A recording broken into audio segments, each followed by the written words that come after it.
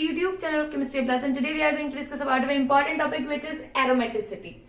Aromaticity basically ये criteria होता है ये प्रिडिक्ट करने का कि हमारे पास जो मॉलिक्यूल गिवन है वो किसी दूसरे मॉलिक्यूल से ज्यादा स्टेबल है या फिर कम स्टेबल है, यानी कि स्टेबिलिटी निकालने का एक क्राइटेरिया होता है हमारे पास जिसे हम बोलते हैं एरोमेटिसिटी, जो कि ऑर्गेनिक केमिस्ट्री में यूज होता है, जनरल ऑर्गेनिक केमिस्ट्री में पढ़ा जाता है।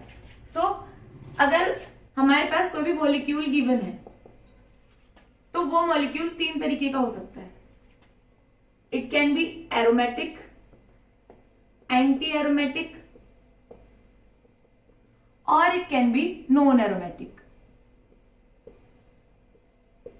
अभी देखो हमारे पास कोई मॉलिक्यूल है, हमें पता है कि वो तीन तरीकों में से एक तरीके का मॉलिक्यूल हो सकता है, यानी कि या तो वो एरोमेटिक हो सकता है, एंटी एरोमेटिक हो सकता है, या तो नॉन एरोमेटिक हो सकता है। लेकिन हमें किस तरीके से पता चलेगा, हम कैसे किसी मॉलिक्यूल को देख के बता सकते हैं कि जो हमारे पास मॉलिक्यूल गिवन है वो एरोमेटिक है, एंटी एरोमेटिक है या फिर नॉन एरोमेटिक है। देखो इसके लिए हमारे पास क्राइटेरिया होता है कि हमारे पास कुछ कंडीशंस सेटिस्फाई करना चाहिए मॉलिक्यूल, तभी ही वो मॉलिक्यूल एरोमेटिक, एंटी एरोमेटिक या फिर नॉन एरोमेटिक होता है। यानी कि हमें किस तरीके से पढ़ना होता है कि कुछ पॉइंट्स होते हैं जो एरोमेटिक मॉलिक्यूल्स फॉलो करते हैं, कुछ पॉइंट्स होते हैं जो एंटी एरोमेटिक मॉलिक्यूल्स फॉलो करते हैं, कुछ होते हैं जो नॉन एरोमेटिक मॉलिक्यूल्स फॉलो करते हैं। तो हमें क्या होता है, हमें सबसे पहले कंडीशंस लगा के देखनी होती है किसी भी मॉलिक्यूल पे। अगर उसने सारी कंडीशंस एरोमेटिक मॉलिक्यूल्स वाली सेटिस्फाई कर दी तो वो मॉलिक्यूल एरोमेटिक होगा। अगर उसने एरोमेटिक की सेटिस्फाई न करके एंटी एरोमेटिक की कंडीशन सेटिस्फाई करी तो वो मॉलिक्यूल एंटी एरोमेटिक होगा, और अगर नॉन एरोमेटिक की कंडीशन सेटिस्फाई कर रहा है तो वो मॉलिक्यूल नॉन एरोमेटिक होगा। तो सबसे पहले हमें किसी भी मॉलिक्यूल की स्टेबिलिटी निकालने के लिए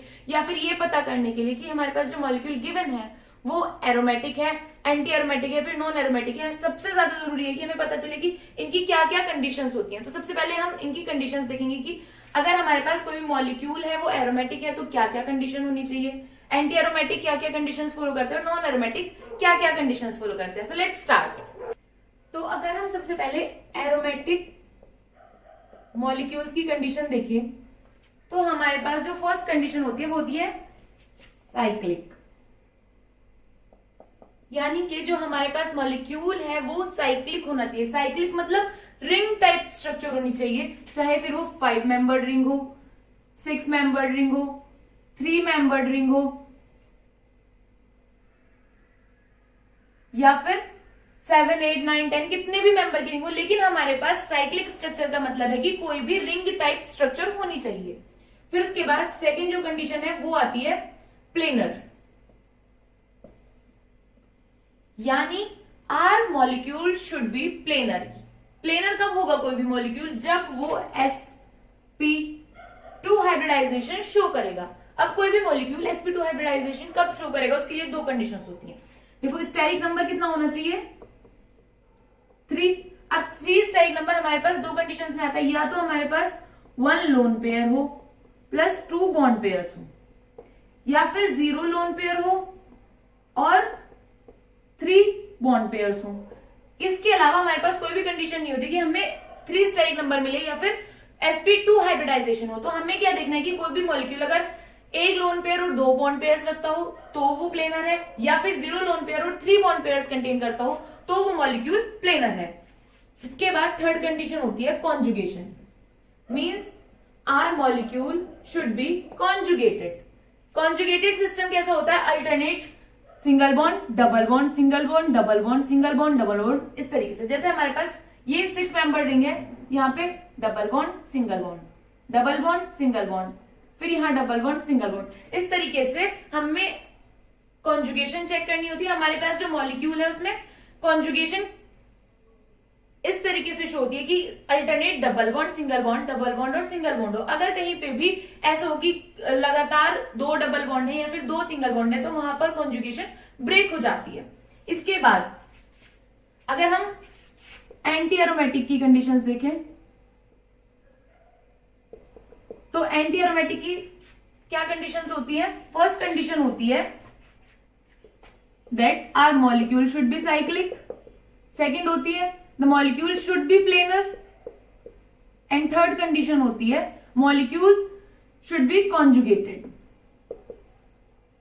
मॉलिक्यूल शुड बी कॉन्जुगेटेड। अब देखो एरोमेटिक में भी यही 3 कंडीशंस है, एंटी एरोमेटिक में भी यही 3 कंडीशंस है, तो फिर हमें कैसे पता चलेगा कि हमारे पास कौन सा मॉलिक्यूल एरोमेटिक है और कौन सा एरोमेटिक है। इन दोनों मॉलिक्यूल्स में एरोमेटिक और एंटी एरोमेटिक सिर्फ एक ही कंडीशन का डिफरेंस होता है, जो होता है हकल्स रूल। यानी कि क्या होता है हकल्स रूल हमारे पास, हमने बहुत बार नाम सुना है कि 4n+2 by electron rule, 4n electron rule, लेकिन ये कब कब फॉलो होता है। हकल ने हमें दो एल्गोरिथम दी, एक एरोमेटिक मॉलिक्यूल्स के लिए, एक एंटी एरोमेटिक मॉलिक्यूल्स के लिए। हमारे पास हकल रूल ही वो कंडीशन है जिसकी हेल्प से हम लोग एरोमेटिक और एंटी एरोमेटिक मॉलिक्यूल्स के बीच में डिफरेंशिएट कर सकते हैं कि कौन सा मॉलिक्यूल एरोमेटिक है और कौन सा मॉलिक्यूल एंटी एरोमेटिक है।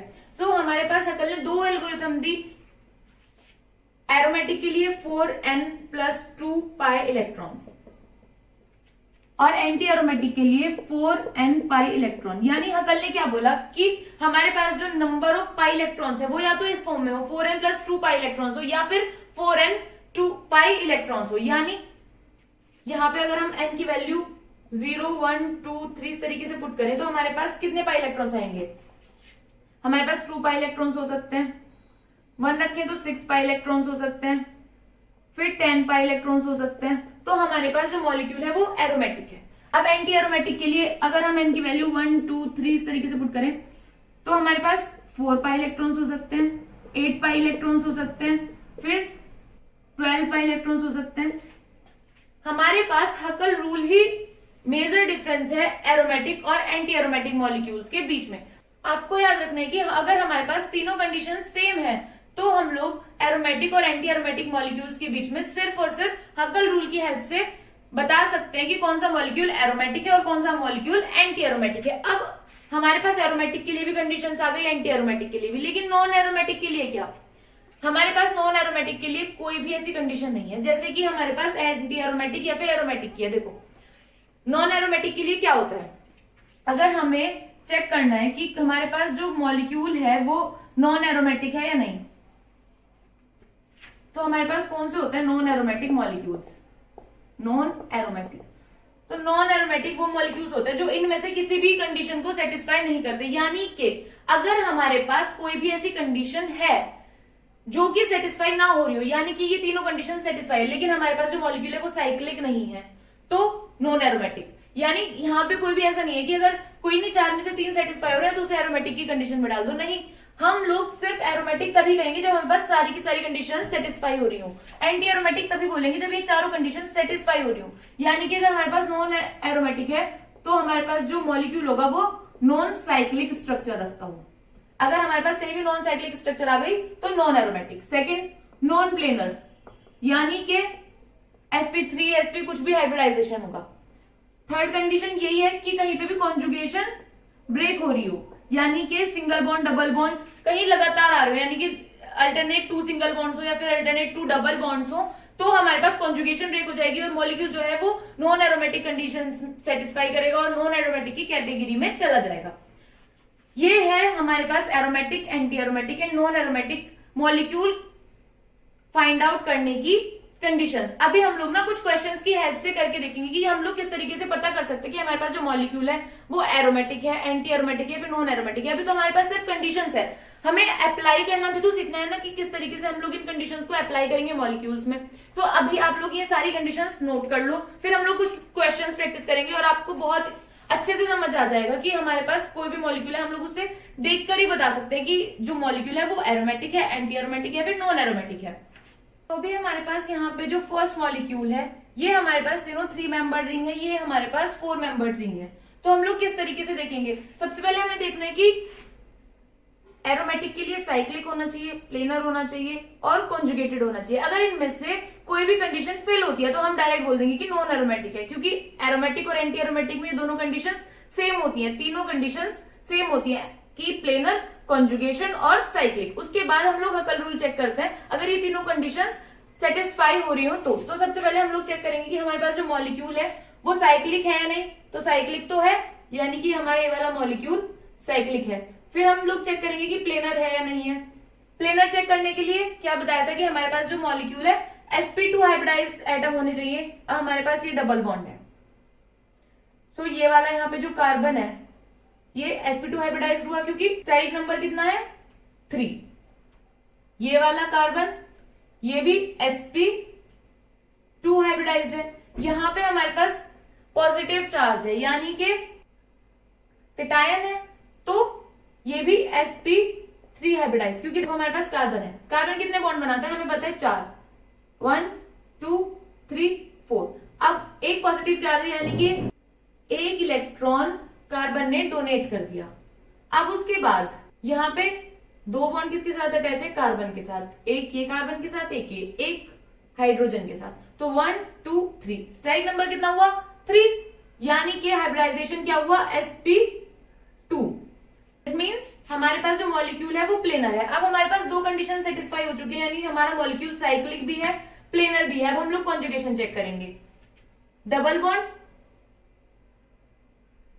सिंगल बॉन्ड, यहाँ पे डबल बॉन्ड यहाँ पे सिंगल बॉन्ड, यानी कि कॉन्जुगेशन है। इसके बाद हम लोगों को क्या चेक करना है, हमें पता है कि हकल रूल क्या होता है, एरोमेटिक के लिए 4n+2 और एंटी एरोमेटिक के लिए 4n। यहाँ पे हमारे पास कितने पाई इलेक्ट्रॉन्स है, 2 पाई इलेक्ट्रॉन। अगर हम यहाँ पे चेक करें किस तरीके से हमें n की वैल्यू कैलकुलेट करनी है, देखो सबसे पहले हम लोग इस फॉर्मूला में रख के देखेंगे, 4n+2 pi electron, 2 pi electron, इस 2 से ये 2 कैंसिल, क्योंकि इधर भी प्लस है उधर भी प्लस है, 4n = 0, यानी कि n की वैल्यू अगर हम 0 पुट करें यहां पर तो हमारे पास 2 पाई इलेक्ट्रॉन सिस्टम आता है, जो कि एरोमेटिक मॉलिक्यूल की कंडीशंस को सेटिस्फाई कर रहा है। तो हमारे पास ये जो मॉलिक्यूल है ये एरोमेटिक हो गया, फर्स्ट मॉलिक्यूल है, तो हमारे पास ये जो मॉलिक्यूल है ये एरोमेटिक है। अभी हम ये वाला मॉलिक्यूल देखेंगे, अभी हम हमारे नेक्स्ट मॉलिक्यूल को चेक करेंगे कि हमारे पास एरोमेटिक है या फिर एंटी एरोमेटिक है या नॉन एरोमेटिक है। अब हमारे पास इसके लिए फर्स्ट कंडीशन है साइक्लिक, तो हमारे पास मॉलिक्यूल साइक्लिक है। फिर देखेंगे प्लेनर, कैसे चेक करते हैं प्लेनर, देखो ये वाला कार्बन sp2 हाइब्रिडाइज्ड, ये वाला कार्बन भी sp2। अब यहाँ पे है निगेटिव चार्ज, हमें क्या लगेगा कि इसका हाइब्रिडाइजेशन sp2 नहीं है, लेकिन ऐसा नहीं होता। क्यों? क्योंकि देखो हमारे पास लोन पेयर 2 तरीके के होते हैं, एक होता है हमारे पास लोन पेयर जो डीलोकलाइज्ड होते हैं और एक होता है जो लोकलाइज्ड होते हैं। तो हमारे पास ये वाला जो लोन पेयर है यानी जो निगेटिव चार्ज, इसके पास 2 इलेक्ट्रॉन है यानी कि एक लोन पेयर है, ये वाला लोन पेयर यहाँ इधर की तरफ डीलोकलाइज्ड हो रहा होगा यानी कि कॉन्जुगेशन में पार्ट ले रहा होगा। तो इसलिए हमारे पास ये वाला जो कार्बन है इसका हाइब्रिडाइजेशन भी sp2 होता है, क्योंकि ये जो इलेक्ट्रॉन्स है ये डीलोकलाइजेशन में पार्ट ले रहे हैं, तो sp2 हाइब्रिडाइजेशन। इस तरीके से हमारे पास जो मॉलिक्यूल है वो प्लेनर भी है। फिर इसके बाद कॉन्जुगेशन, कॉन्जुगेशन के लिए क्या होता है कि single bond double bond single bond. अब देखो हमारे पास यहाँ क्या है, डबल बॉन्ड सिंगल बॉन्ड, अब इसके बाद तो सिंगल बॉन्ड है नहीं, double bond single bond negative charge, तो ये कॉन्जुगेशन है ना, double bond single bond negative charge, तो हमारे पास यानी कि मॉलिक्यूल कॉन्जुगेटेड भी है। अब हमारे पास सिर्फ एक कंडीशन बचती है, वो है हकल रूल, यानी कि ये मॉलिक्यूल एरोमेटिक हो सकता है या फिर तो एंटी एरोमेटिक हो सकता है, लेकिन नॉन एरोमेटिक नहीं हो सकता, क्योंकि तीनों कंडीशंस इसने एरोमेटिक और एंटी एरोमेटिक की सेटिस्फाई कर दी है। तो अभी हमें देखना है कि हमारा जो मॉलिक्यूल है वो एरोमेटिक है या फिर एंटी एरोमेटिक है। हमारे पास एरोमेटिक चेक करने के लिए 4n+2 पाई इलेक्ट्रॉन रूल होता है और एंटी एरोमेटिक के लिए 4n पाई इलेक्ट्रॉन रूल होता है। अब एक डबल बॉन्ड तो हमारे पास ये है, तो यानी कि 2 पाई इलेक्ट्रॉन्स तो यहां से आ गए, लेकिन हमारे पास एक ये जो लोन पेयर है ये भी कॉन्जुगेशन में पार्ट ले रहा है, तो हमारे पास 2 पाई इलेक्ट्रॉन्स ये वाले भी ऐड होंगे। क्यों? क्योंकि ये जो लोन पेयर्स है वो हमारे पास डीलोकलाइज्ड है। अगर हमारे पास लोकलाइज्ड लोन पेयर्स होते तो वो पाई इलेक्ट्रॉन्स में काउंट नहीं होते, अगर हमारे पास डीलोकलाइज्ड पाई इलेक्ट्रॉन्स है तो वो पाई इलेक्ट्रॉन्स में काउंट होंगे। तो अभी हमारे पास टोटल 4 पाई इलेक्ट्रॉन्स है, साफ साफ पता चल रहा है 4n pi electron rule follow कर रहे हैं। अगर हम n की वैल्यू 1 पुट कर दे तो हमारे पास क्या आएगा, 4n पाई इलेक्ट्रॉन 4। अगर यहाँ पे n की वैल्यू 1 पुट कर दी तो हमारे पास ये जो मॉलिक्यूल है ये क्या हो गया, एंटी एरोमेटिक, क्योंकि इसने चारों कंडीशन सेटिस्फाई कर दी है। क्या क्या, साइक्लिक, प्लेनर, कॉन्जुगेटेड और 4n पाई इलेक्ट्रॉन रूल। तो हमारे पास मॉलिक्यूल क्या हो गया, एंटी एरोमेटिक। अब इसके बाद थर्ड मॉलिक्यूल, सबसे पहले चेक करेंगे साइक्लिक मॉलिक्यूल, हमारे पास साइक्लिक है। फिर चेक करेंगे प्लेनर।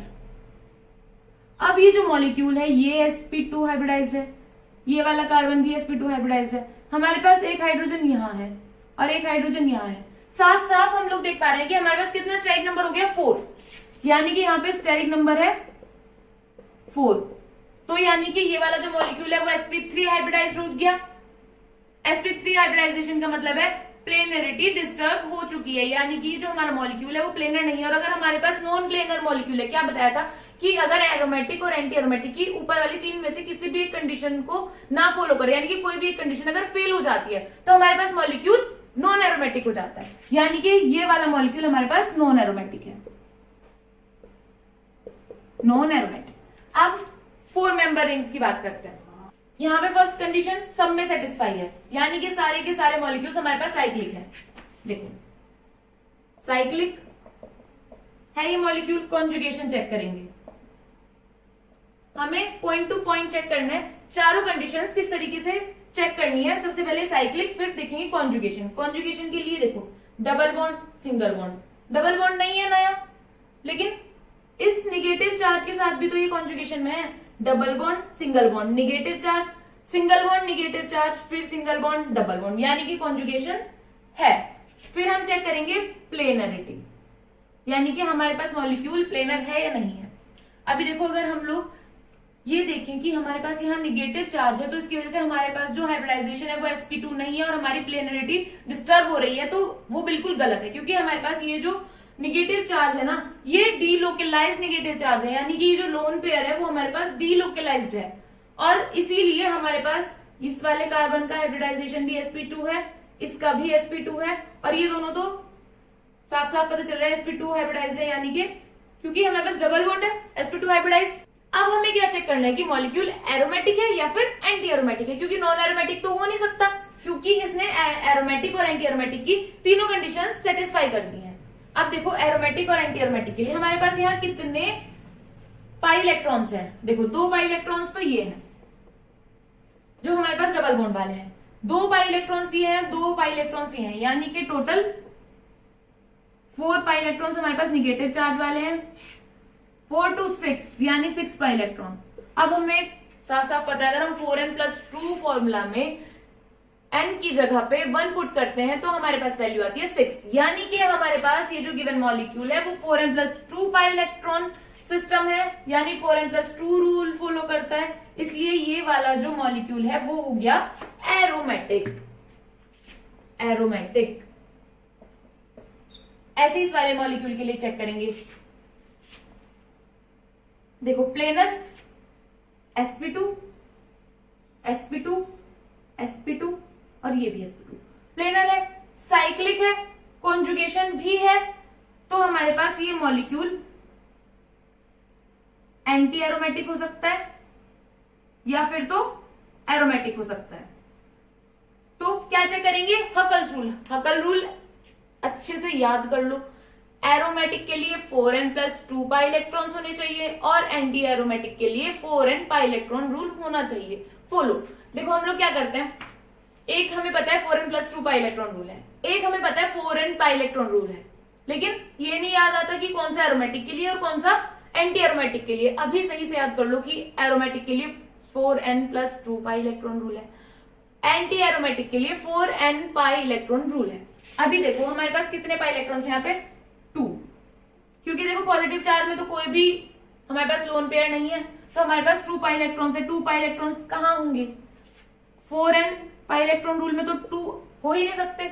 दूसरा है हमारे पास 4n+2 पाई इलेक्ट्रॉन रूल, अगर हम n की वैल्यू 0 पुट कर दे तो हमारे पास कितने पाई इलेक्ट्रॉन्स बचे, 2 पाई इलेक्ट्रॉन्स, यानी कि ये वाला जो मॉलिक्यूल है ये भी हमारे पास एरोमेटिक है। तो देखो अगर कोई इस तरीके से बोले कि हमें एरोमेटिक और एंटी एरोमेटिक ना निगेटिव पॉजिटिव चार्ज से निकाल सकते हैं, कि निगेटिव चार्ज है तो एरोमेटिक व एंटी एरोमेटिक ये बोल दो, और पॉजिटिव है तो एरोमेटिक या एंटी एरोमेटिक में से ये बोल दो, नहीं। देखो हमारे पास यहाँ पे निगेटिव चार्ज है तब भी हमारे पास मॉलिक्यूल एरोमेटिक है, यहाँ पे हमारे पास पॉजिटिव चार्ज है तब भी हमारे पास मॉलिक्यूल एरोमेटिक है। अभी हमारे पास जो नेक्स्ट मॉलिक्यूल है इसे तो हमें देख के पता चल रहा है इसमें कॉन्जुगेशन ही नहीं है, तो यानी कि हम डायरेक्ट लिख देंगे नॉन एरोमेटिक। सबसे इजी ना हमारे पास यही है कि नॉन एरोमेटिक मॉलिक्यूल ढूंढना सबसे ज्यादा इजी है, एरोमेटिक और एंटी एरोमेटिक नॉन एरोमेटिक में से। क्यों, क्योंकि हमें ना कोई भी कंडीशन सेटिस्फाई नहीं करानी कि पहली देखो सेटिस्फाई होगी, फिर सेकंड देखो ये भी सेटिस्फाई होगी, फिर थर्ड देखो थर्ड भी सेटिस्फाई होगी, तो फिर फोर्थ देखो, नहीं। नॉन एरोमेटिक में हमारे पास क्या होता है, एक कंडीशन वो देखनी है जो सेटिस्फाई ना हो रही हो। प्लेनरिटी देखो दिखी, ठीक है, नहीं दिखी कोई बात नहीं, देख लो कि भाई हमारे पास कॉन्जुगेशन है या नहीं है। फिर उसके बाद ये देख लो कि हमारे पास जो मॉलिक्यूल है वो साइक्लिक है या नहीं है। नॉन एरोमेटिक निकालना सबसे ज्यादा इजी होता है। अब इसके बाद ये वाला मॉलिक्यूल, यहाँ पे हमारे पास स्ट्रक्चर साइक्लिक है, यानी साइक्लिक स्ट्रक्चर है, प्लेनर है, क्योंकि sp2 sp2 sp2 sp2 सारे जो हमारे पास एटम्स है उनका हाइब्रिडाइजेशन क्या है, sp2। इसके बाद कॉन्जुगेशन चेक करते हैं। कॉन्जुगेशन चेक करने के लिए double bond single bond double bond single bond, conjugation भी सेटिस्फाई होगी। अब हमें क्या देखना है कि हमारे पास जो मॉलिक्यूल है उसके पास कितने पाई इलेक्ट्रॉन्स हैं, कितने पाई इलेक्ट्रॉन्स कंटेन करता है हमारा molecule, 2 + 2 4 pi electrons. 4 pi electrons किसके अंडर आते हैं, यानी कि ये 4n pi electron rule satisfy कर रहा है, क्योंकि यहाँ पे कितने पाई इलेक्ट्रॉन है, 4 पाई इलेक्ट्रॉन। तो हम लोग क्या लिख देंगे इस मॉलिक्यूल को, एंटी एरोमेटिक। अभी नेक्स्ट एग्जांपल देखते हैं। अभी जो हमारे पास नेक्स्ट मॉलिक्यूल है, देखो इसमें क्या है कि हमारे पास जो मॉलिक्यूल है वो साइक्लिक तो है, यानी हमारे पास साइक्लिक सिस्टम है, एक कंडीशन सेटिस्फाई हो गई। अब हम चेक करेंगे प्लेनरिटी, यानी कि हमारा जो मॉलिक्यूल है वो प्लेनर है या नहीं है। तो प्लेनर होने के लिए मॉलिक्यूल की हमारे पास क्या कंडीशन होती है कि हमारे पास जो मॉलिक्यूल है उसमें सभी एटम जो है वो sp2 हाइब्रिडाइज्ड होने चाहिए। हमारे पास यहाँ पे जो सिस्टम है उसमें ये वाला कार्बन sp2 हाइब्रिडाइज्ड है, ये वाला भी sp2 हाइब्रिडाइज्ड है, लेकिन यहाँ पे हमारे पास कोई डबल बॉन्ड नहीं, यानी कि एक हाइड्रोजन यहाँ होगा और एक हाइड्रोजन यहाँ होगा। अभी हमारे पास कितने बॉन्ड पेयर्स हो गए, 1 2 3 4 4 बॉन्ड पेयर्स, यानी 4 स्टेरिक नंबर यानी sp3 हाइब्रिडाइजेशन, यानी ये वाला कार्बन भी sp3 हाइब्रिडाइज्ड है और ये वाला कार्बन भी sp3 हाइब्रिडाइज्ड है, यानी कि प्लेनरिटी डिस्टर्ब हो गई, मॉलिक्यूल प्लेनर नहीं है। तो इसका मतलब नॉन एरोमेटिक। देखो अगर हमारे पास कोई भी ऐसा है कि तीन में से कोई भी एक कंडीशन, यानी कि साइक्लिक नहीं है मॉलिक्यूल, या फिर प्लेनर नहीं है, या फिर कॉन्जुगेशन नहीं है, कोई भी एक कंडीशन सेटिस्फाइड नहीं होती है, कोई भी एक कंडीशन फेल हो जाती है, तो डायरेक्ट लिख दो कि हमारे पास जो मॉलिक्यूल है वो नॉन एरोमेटिक है, आगे कोई कंडीशन चेक करने की जरूरत नहीं। अब ये वाला मॉलिक्यूल देखेंगे, देखो यहाँ पे हमें कॉन्जुगेशन से भी पता चल रहा है, क्योंकि डबल बॉन्ड सिंगल बॉन्ड, तो कॉन्जुगेशन डिस्टर्ब है, और ये वाला जो मॉलिक्यूल है वो sp3 हाइब्रिडाइज्ड है, ये वाला मॉलिक्यूल भी sp3 हाइब्रिडाइज्ड है, तो ये मॉलिक्यूल नॉन एरोमेटिक है। ये वाला मॉलिक्यूल, ये तो सबसे फेमस एग्जांपल है, इसका तो सभी को पता होता है, क्योंकि ये क्या है हमारे पास बेंजीन, 6 पाई इलेक्ट्रॉन सिस्टम है। लेकिन देखते कैसे, मैं आपको बताती हूँ। देखो मॉलिक्यूल साइक्लिक है, ओके, प्लेनर है, क्योंकि सभी की जो हाइब्रिडाइजेशन है सारे एटम्स की वो क्या है, sp2। उसके बाद conjugation double bond single bond double bond single bond double bond single bond, इस तरीके से है। तो हमारे पास ये वाला molecule 4n + 2 pi electron system follow करता है, यानी कि 4n + 2 pi electron rule follow करता है, हकल एल्गोरिथम भी सेटिस्फाई कर रहा है। 6 पाई इलेक्ट्रॉन सिस्टम है, तो ये क्या है, एरोमेटिक। अभी 2 मॉलिक्यूल्स और हैं, ये हमारे पास 5 मेंबर रिंग है, यानी मॉलिक्यूल साइक्लिक है। दोनों मॉलिक्यूल्स के लिए ये वाला मॉलिक्यूल साइक्लिक है, ये वाला मॉलिक्यूल भी साइक्लिक है। फिर प्लेनर, ये वाला मॉलिक्यूल प्लेनर है, sp2 sp2 sp2 sp2, ये भी sp2। ये वाला मॉलिक्यूल भी प्लेनर है, सारे के सारे मॉलिक्यूल जो है वो sp2 हाइब्रिडाइज्ड है। फिर देखते हैं कॉन्जुगेशन। अभी देखो इसमें conjugation double bond single bond double bond positive charge, यानी पॉजिटिव चार्ज मतलब वैकेंट ऑर्बिटल, यहाँ double bond single bond double bond, फिर वैकेंट ऑर्बिटल, फिर सिंगल बॉन्ड, फिर double bond single bond double bond single bond, इस तरीके से conjugation है। यहाँ पे कॉन्जुगेशन है या नहीं है बताओ। सल्फर हमारा ऑक्सीजन की फैमिली से होता है, ऑक्सीजन के पास कितने लोन पेयर्स होते हैं, 2, अगर वो 2 बॉन्ड्स के साथ कनेक्ट है, यानी कि अगर ऑक्सीजन फैमिली वाले मेंबर्स 2 बॉन्ड्स बना रहे हैं, 2 सिंगल बॉन्ड्स के साथ अटैच है, तो उनके पास कितने लोन पेयर्स बचते हैं, 2 लोन पेयर्स बचते हैं, क्योंकि ऑक्सीजन वाली जो फैमिली है, ऑक्सीजन की जो फैमिली है उसमें 6 इलेक्ट्रॉन्स होते हैं वैलेंस शेल में, ठीक है। तो हमारे पास ये रहा डबल बॉन्ड सिंगल बॉन्ड, फिर हमारे पास lone pair single bond double bond single bond, यानी ये वाला मॉलिक्यूल भी कॉन्जुगेटेड है। दोनों के दोनों मॉलिक्यूल्स हमारे पास कॉन्जुगेटेड है। लेकिन अभी हमें देखना है कि तीनों कंडीशन सेटिस्फाई होगी, लेकिन हमारे पास इनमें से कौन सा मॉलिक्यूल एरोमेटिक है और कौन सा मॉलिक्यूल एंटी एरोमेटिक है। तो देखो यहाँ पे हमारे पास कितने इलेक्ट्रॉन सिस्टम है, 4 पाई इलेक्ट्रॉन सिस्टम, यानी 4n pi electron rule follow हो रहा है। तो हमारे पास ये वाला जो मॉलिक्यूल है वो है एंटी एरोमेटिक। ये वाला देखेंगे, यहाँ पे हमारे पास कितने पाई इलेक्ट्रॉन है, 6 पाई इलेक्ट्रॉन। अभी ना कुछ को दिख रहे होंगे 6 पाई इलेक्ट्रॉन, कुछ को नहीं दिख रहे होंगे, तो कैसे चेक करना, देखो यहाँ पे 2 2 है लोन पेयर ये नहीं काउंट होगा। क्यों? क्योंकि सिर्फ एक ही लोन पेयर है जो डीलोकलाइजेशन में पार्ट ले रहा है। ये वाला लोन पेयर लोकलाइज्ड है, डीलोकलाइजेशन में पार्ट नहीं ले रहा है, तो सिर्फ ये वाले पाई इलेक्ट्रॉन्स काउंट होंगे। ये नहीं कि हमारे पास किसी एटम के पास जितने पाई इलेक्ट्रॉन्स है वो सबके सब हम लोग पाई इलेक्ट्रॉन्स में काउंट कर लेंगे। नहीं, हमारे पास सिस्टम में देखने कितने पाई इलेक्ट्रॉन्स है। यहाँ पे हमारे पास सिस्टम में 6 पाई इलेक्ट्रॉन्स है। 6 पाई इलेक्ट्रॉन्स यानी कि एरोमेटिक सिस्टम। तो ये वाला मॉलिक्यूल हमारे पास एरोमेटिक हो गया। अभी देखो आप लोगों को एक चीज बताती हूँ, अगर आप लोगों को नहीं भी पाई इलेक्ट्रॉन्स काउंट करने इस तरीके से कि हमारे पास फॉर्मूला लगा के देखना है या बार बार काउंट करना पड़ रहा है, तो हम लोग एक ट्रिक फॉलो कर सकते हैं कि अगर हमारे पास ओड डबल बॉन्ड्स या फिर लोन पेयर के साथ, ठीक है, अगर हमारे पास ओड है या फिर इवन है, तो अगर हमारे पास इवन है तो हमारे पास सिस्टम एंटी एरोमेटिक है, और अगर हमारे पास ओड है तो सिस्टम एरोमेटिक है। एग्जाम्पल के लिए देखो, इवन यहां पे कितना है 1 2 3 यानी ओड, सिस्टम एरोमेटिक। यहाँ पे ये तो नॉन एरोमेटिक के एग्जाम्पल है, ये एंटी एरोमेटिक है 1 2 यानी कि इवन है तो हमारे पास सिस्टम क्या है एंटी एरोमेटिक। इस तरीके से हम लोग एरोमेटिक और एंटी एरोमेटिक बार बार फॉर्मूला भी नहीं लगाना पड़ेगा और इजिली याद भी रहेगा।